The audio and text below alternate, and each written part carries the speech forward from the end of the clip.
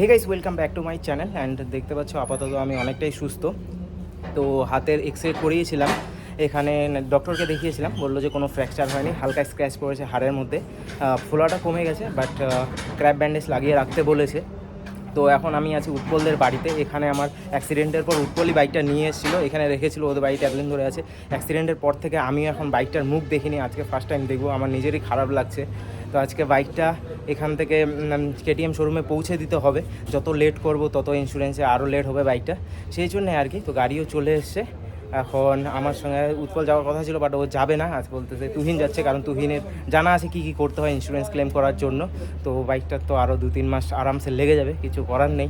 And সেই জন্য এই ভ্লগটা করে রাখছি। এরপরে জানি না কবে ভ্লগ করতে পারবো, যতদিন না বাইক ঠিক হচ্ছে ততদিন তো মোটো ভ্লগ করতে পারবো না। টুকটাক ভ্লগ যদি সম্ভব হয় তাহলে করবো। তো চলো ফটাফট এখন বাইকটা দেখি কী অবস্থা হয়ে আছে। দেখতে পাচ্ছ বাইকটার অবস্থা, পেছন দিকটা পুরো উড়ে গেছে। এই যে দেখতে পাচ্ছ কিচ্ছু নেই বাইকের, না টেল লাইট আছে, না গ্র্যাব রিল আছে, ফুটপ্যাকটা রয়ে গেছে। অ্যান্ড বাদিকটা গেছে বেশি করে, ডিসপ্লে উড়ে গেছে এই যে, আর বাদিকের হ্যান্ডেলটা পুরো ভেঙে গেছে। আর একটা শুনলো যে সাইলেন্সার, ওই সাইলেন্সারে কোথায় ফুটো হয়েছে রে? এই তুহিন, সাইলেন্সারে কোথায় ফুটো হয়েছে? এই যে এইটা ব্যান্ড হয়ে গেছে, ওটা ব্যান্ড হয়ে গেছে। তো ডিউক 390 সব থেকে যে কস্টলি সেটা হচ্ছে এই সাইলেন্সার, 37,000 না, 37,000 প্রাইস। আর হচ্ছে ডিসপ্লের দাম হচ্ছে 25,000 প্রাইস। তো বুঝতেই পারছো, এই ডান দিকটা দেখলে মনে হচ্ছে বাইকটার কিচ্ছু হয়নি, কিন্তু বাঁ দিকটা পুরো গেছে। নিজেরই কষ্ট লাগছে। I am so sorry baby, আমার দোষেই হলো এত বড় একটা অ্যাক্সিডেন্ট। হেডলাইটটা এখনও দেখিনি, হেডলাইটটা ঠিক আছে কি? হ্যাঁ, হেডলাইট ঠিক আছে।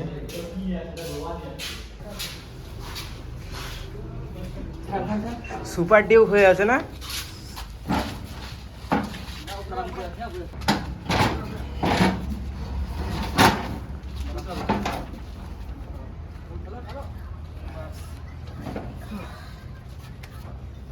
बॉडी देखो गाइस, बॉडी अच्छा।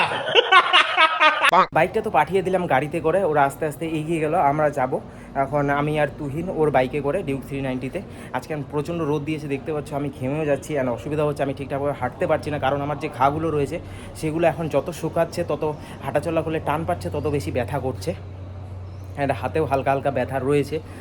তো গাইস, এখন আমি তোমাদের বলি যে আমার এক্সট্রা টুকটা পকেট খরচা কোথা থেকে আসে। তা আসে বিনিময় অ্যাপ থেকে ট্রেডিং করে। তো চলো এখন আমি তোমাদের দেখাই যে কীভাবে বিনিময় অ্যাপ ব্যবহার করতে হয়। গাইস, তো এই যে দেখতে পাচ্ছ এটা হলো বিনিময় অ্যাপের ইন্টারফেস। তো এখানে ক্যাশ ডিপোজিট করার জন্য এই ডিপোজিট বাটনে ক্লিক করতে হবে। এখানে তোমরা সব ধরনের পেমেন্ট মেথড পেয়ে যাবে। স্ক্রিনে দেওয়া আমার প্রোমো কোড কেবিসি ব্লগস ব্যবহার করলে তোমরা ডিপোজিটে পেয়ে যাবে এক্সট্রা বোনাস।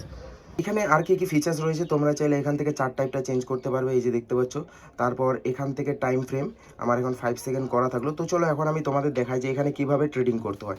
তো এখানে ট্রেডিং করার জন্য সবার প্রথমে তোমাদের ইনভেস্টমেন্ট অ্যামাউন্ট সিলেক্ট করতে হবে। এই যে এখান থেকে সাপোজ আমি এখন 3,500 ইনভেস্ট করবো, তো 3,500 আমার সিলেক্ট করা থাকলো। এবার এই যে গ্রাফটা দেখতে পাচ্ছ, এখানে তোমাদের প্রেডিক্ট করতে হবে যে এটা আপ হবে না ডাউন। তো এখন আমি প্রেডিক্ট করছি এটা আপ হবে, তো green button up and click করলাম। অ্যান্ড এই পয়েন্টে দেখো আমার 3,500 ইনভেস্ট হয়ে গেল। তো এই ট্রেডিংটা কমপ্লিট হতে একটু টাইম লাগবে, এটা আমি এখন স্পিড আপ করে দিচ্ছি।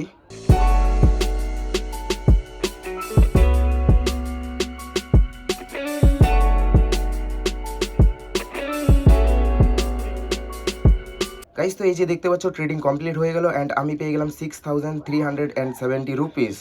দেখলে তো গাইস, এইভাবে তোমরাও তোমাদের পকেট খরচা তুলতে পারবে। তো তোমরা যদি আমার এই ভিডিওর ডেসক্রিপশন বক্সে দেওয়া লিঙ্ক থেকে বিনিময় অ্যাপ ডাউনলোড করে রেজিস্টার করো, তাহলে তোমরা পেয়ে যাবে ডেমো অ্যাকাউন্টে $1,000, যা দিয়ে তোমরা প্র্যাকটিস করতে পারবে। আর হ্যাঁ গাইস, আরেকটা কথা বলি, এটা একটা ট্রেডিং প্ল্যাটফর্ম, এখানে লসের সম্ভাবনা থাকে। তাই আমি তোমাদের রিকমেন্ড করবো যে প্রথমে তোমরা ডেমো অ্যাকাউন্ট দিয়ে প্র্যাকটিস করো, তারপর রিয়াল টাকা ইনভেস্ট করো, তাহলে লসের সম্ভাবনা অনেক কম হবে।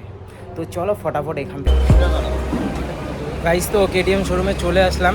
এখানে এখন গাড়িটা দিয়ে যাই, এরপর কি করতে হবে, কি কি কাজ রয়েছে সেগুলো করে দিয়ে যাই। এখান থেকে আবার যেতে হবে ইন্স্যুরেন্সের অফিসে আর কি, বাজাজ ইন্স্যুরেন্স, সেখানে যেতে হবে। আগে গাড়িটাকে নামাই। তো এইখানে আরেকটা গাড়িও আসছে আজকে, ডিউক 250, এটা আগে নামাবে।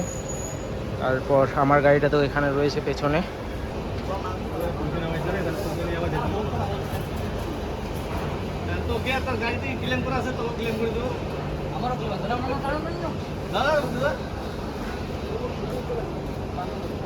আরো কিছু তো এর পাড়া দাও, পিছের পাড়া দাও। পাড়া দাও।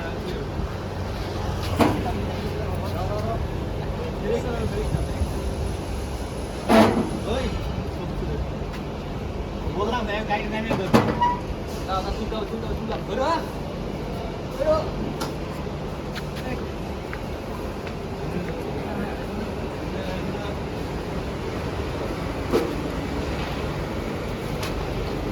দেখবেন না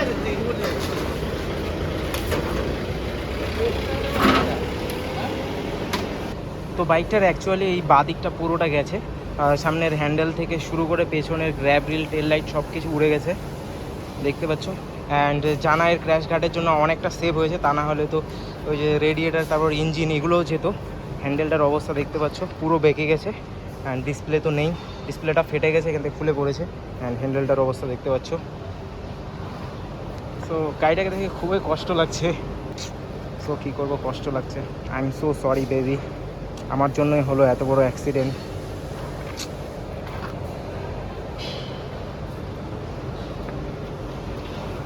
তো গাইস এখানে আসলাম অলমোস্ট এখন 4টা বাজে। অনেক কিছু কাজ যেগুলো করতে হয় ইন্স্যুরেন্স ক্লেম করার জন্য। তো একটা ফর্ম আছে, এই ফর্মটা এখন ফিল আপ করতে হবে।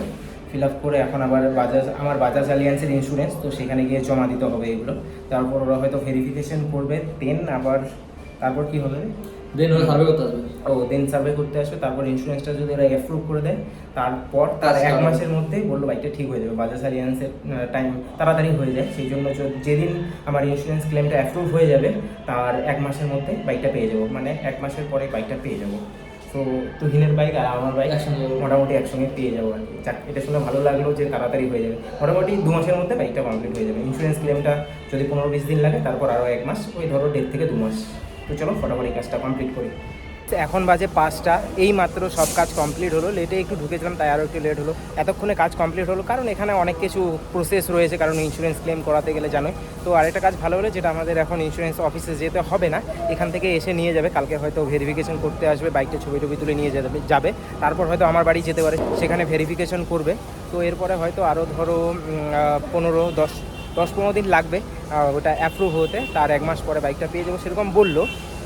তো আরেকটা যেটা ব্যাপার, সেটা হচ্ছে আমি ইন্স্যুরেন্সের টাকাটা পরে পাবো, একদম লাস্টে, যখন আমার বাইকটা রেডি হয়ে যাবে, কমপ্লিট হয়ে যাবে। আমাকে নিজের টাকায় এটা রিপেয়ার করাতে হবে, বাইকটা ঠিক করে নিয়ে যেতে হবে, তার 1 সপ্তাহ পর আমি টাকাটা পাবো আর কি। এখান থেকে দাদারা তো বললো যে 80-90 হাজার টাকা খরচা পড়বে, ওই ধরো 1 লাখ টাকার মতো হয়ে যাবে আর কি, কারণ অনেক কিছু গেছে। মেন যে দুটো জিনিস, একটা হচ্ছে মিটার মানে ডিসপ্লেটা, আর হচ্ছে সাইলেন্সারটা, এই দুটোর দামই প্রায় 50-60-র কাছাকাছি চলে যাচ্ছে। সো 1 লাখের মতো খরচা পড়ে যাবে। এটা আমাকে নিজের টাকায় প্রথমে এসে করতে হবে, টাকাটা পে করে বাইকটা নিয়ে যেতে হবে, তারপর ওটা জমা দেওয়ার পর আমার ইন্স্যুরেন্সের টাকাটা পাবো আর কি। আর আমার বাম্পার টু বাম্পার ইন্স্যুরেন্স করা আছে, সেখানে বললো যে 95% পাবো, আর 5% আমাকে দিতে হবে। তো দেখা যাক কতদিন হয়, সব ডিটেলস তো তোমরা পেয়ে যাবে। তো এখন হয়তো ভিডিও একটু কমই আসবে, আগে পুরোপুরি সুস্থ হয়ে যাই, তারপর চেষ্টা করবো। এখন একটু মেন চ্যানেলের ভিডিও বানাবো সুস্থ হওয়ার পর, ব্লগটা একটু কমে থাকবে, মাঝে মধ্যে হঠাৎ যখন ইচ্ছে হবে করবো আর কি অন্য বাইক দিয়ে। তো চলো লাস্টবারের মতো একটা বাইকটাকে দেখে চলে যাই।